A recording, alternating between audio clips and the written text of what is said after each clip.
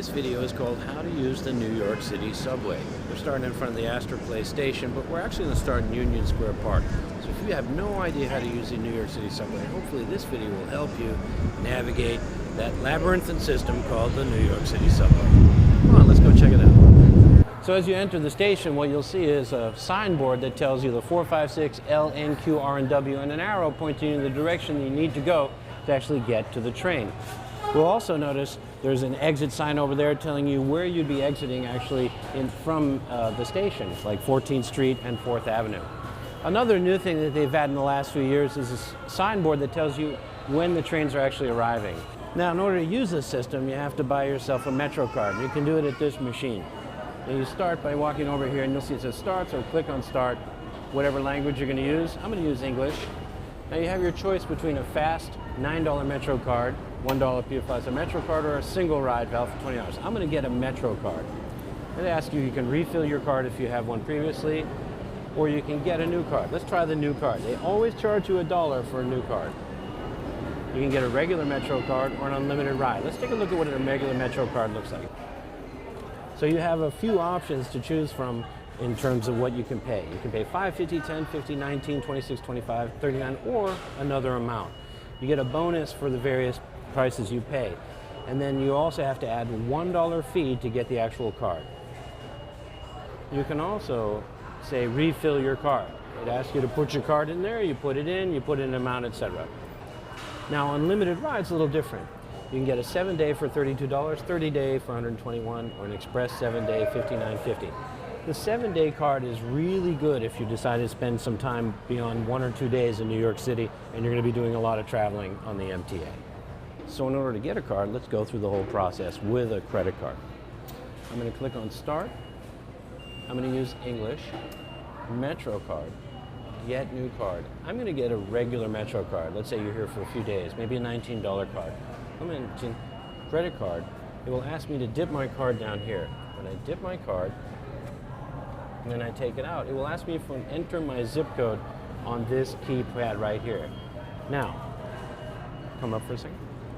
If you're from Europe, your zip code may not work on this. What I've noticed is a couple times if you just wait, it actually processes the card.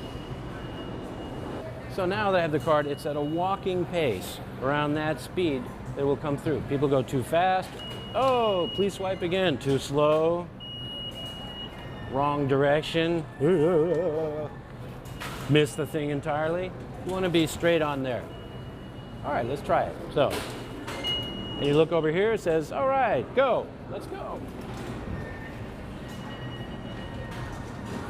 And the first thing I'm going to do is I'm going to look around to see which train I'm going to. If I'm going to the Uptown 4, 5, or 6, this sign tells me where to go.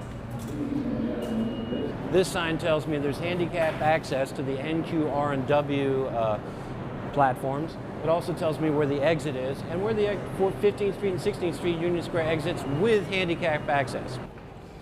When you get down to the base of the stairs and you're on the platform, you look to your right on an express platform, and what you'll see is the downtown Brooklyn via Broadway Express for the N and the Q, and it gives you the details of where it's going and whatnot.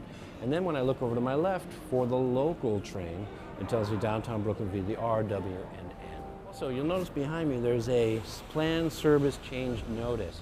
Make sure you check those out because you could be on the platform all night long wondering where the train is if you haven't read one of those. Let's take a ride in the train. You always want to make sure you leave some space for the doors to open for people to get off. So good to stay by the side of the door. So what we have here is it tells you all the stops on this electronic board. So it tells you, Spring Street, Canal, Spring, West 4th, and then it goes even further up to 16 stops when you start heading off of the Queens. Another thing you want to be careful about is on either end of the cars are some doors.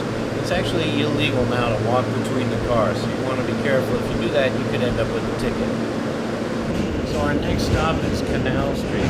And one of the nice things about the subway is if you're sitting down or you're standing up, as you enter the subway station, because of the poles in the station or the mosaics on the wall, you get a pretty good idea of where you're arriving to. There's a lot of spots you can see it from high, low, if I'm sitting or if I'm standing. If I'm sitting or standing, I can always see where I'm entering into. So our next stop is Canal Street. This is Canal Street. Transfer is available to the A and C When you exit the train and you come, you want to make sure, well, where am I located? And this tells me I'm going to be located at 8th Street and Broadway on the northwest corner. If I look over here and I want to be on the southwest corner, it helps me orient myself in terms of the actual street map and the street where I'm going.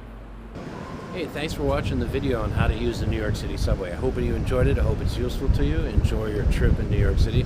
And if you're curious about a tour from one, give me an email.